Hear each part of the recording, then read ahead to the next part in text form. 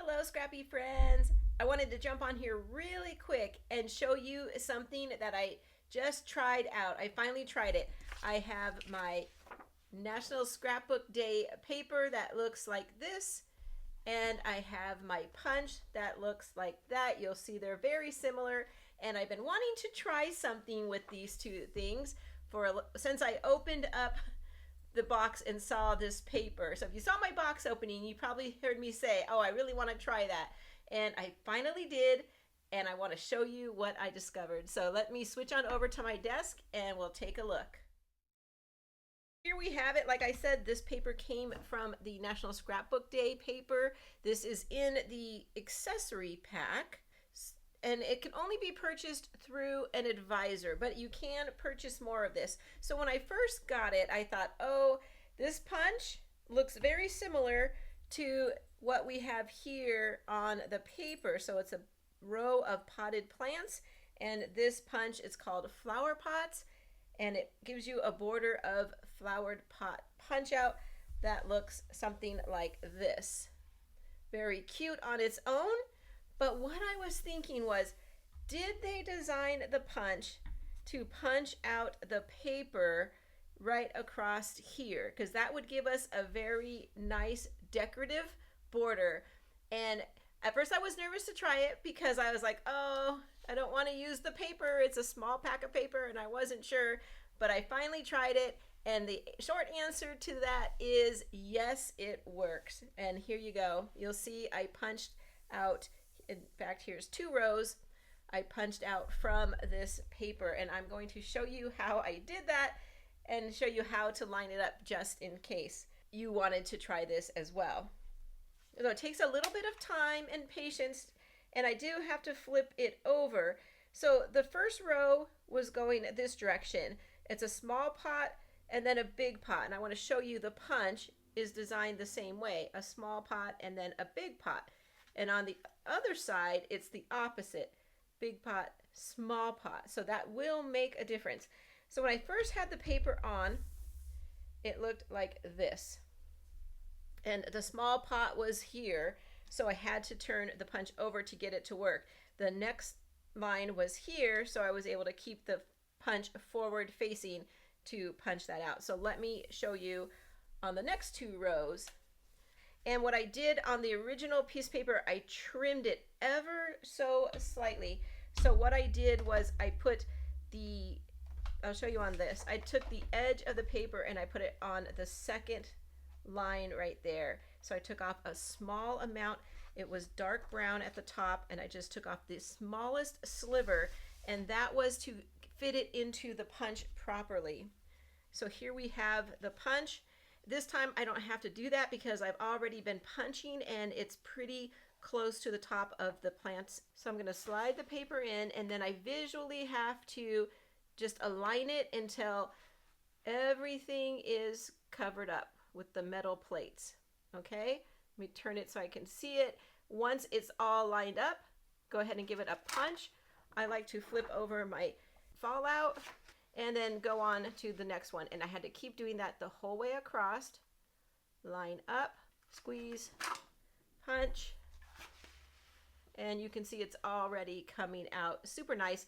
It's not going to be 100% perfect, especially because I'm holding it at a weird angle right now. There we go. And then I'm just going to keep going to the rest of the paper. One more.